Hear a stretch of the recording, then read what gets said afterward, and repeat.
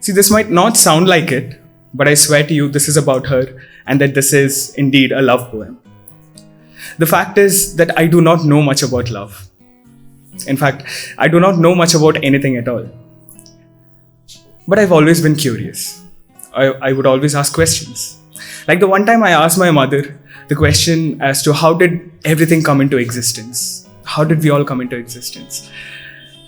My mother is a very devotional person, to which she replied, that there is a creator and that he sleeps. And in his dream, he creates us in his dreams. We all come into existence in his dreams. Now you might ask, Ram, do you think that it's true? To which I'll say, I do not know. But if it is indeed true, the day that God decided to make her, he must have had the sweetest of dreams possible. Now, existence in this all is fine. But then, what is all this existence made of? Now, I am a teacher, I'm a biologist. I study physics as well. So, when you study physics, there's this theory called string theory. String theory says that all of matter is made of strings that vibrate at different energies. Now, for a physicist, all that makes sense. But, if I have to tell it in a normal way, everybody must know a violin.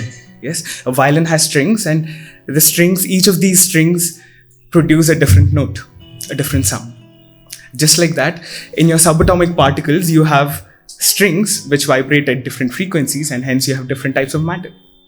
Right? So you could ask, Ram, if all of existence, all of matter is just strings vibrating at different frequencies, is all of existence really sound? To which I'll say, I don't know much. But I'll say that if all of existence is really in fact sound, then she's music. In fact, if all of existence was color, then she'd be art. If all of existence was movement, she'd be dance. If all of existence was a language, she'd be the greatest piece of poetry ever written.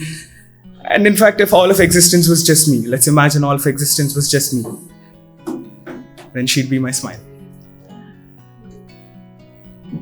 But then again, how do I know this existence is real? What is reality? In fact, I'm not the only one who had this question. There was a 17th century French philosopher, René Descartes. He had this same question and he thought about it for a very long time, and he summarized his entire thought into one single word, one single sentence, and he said, cogito ergo sum. He said, cogito ergo sum, which means I think, so I am. I'm thinking, so here I am. To which you might ask, Ram, is that real? Do you think that is true? To which I'll say, I don't know much, but I do know that if cogito ergo sum is true, then I know that I am real because all I do is think about her all day long. So I do know that all of my reality is hinged on her very existence. People say that dreams are sweet.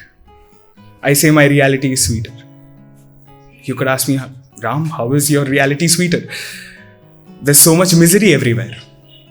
You see, the first time I came across the word misery, I was reading the Greek tale of Pandora's box, wherein she opened a box and she let out all the miseries in the world and then she shut it down. And then she heard a small voice that said, please let me out. I won't harm you. She was scared, but she did leave it out. And then out came hope. The very hope that holds us across all these miseries. Now, I don't know what Pandora went through that day, but I do realize how she must have felt, because I felt the same. I've been through difficulties. And I decided to shut myself off from everything possible, but there was this one voice that came from her to give her a chance. And I did.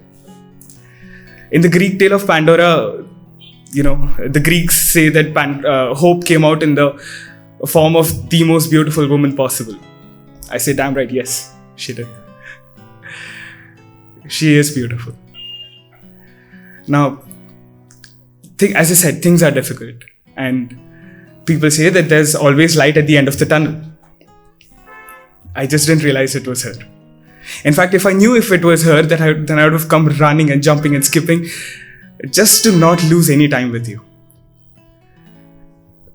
The road was really hard and it was dark. And I stumbled a lot. And I've fallen and I've been wounded so many times. But that's okay, because one day these wounds will tell the story of how I fell for you. You see, I don't know much, but I do know you. And I think that's enough. Thank you.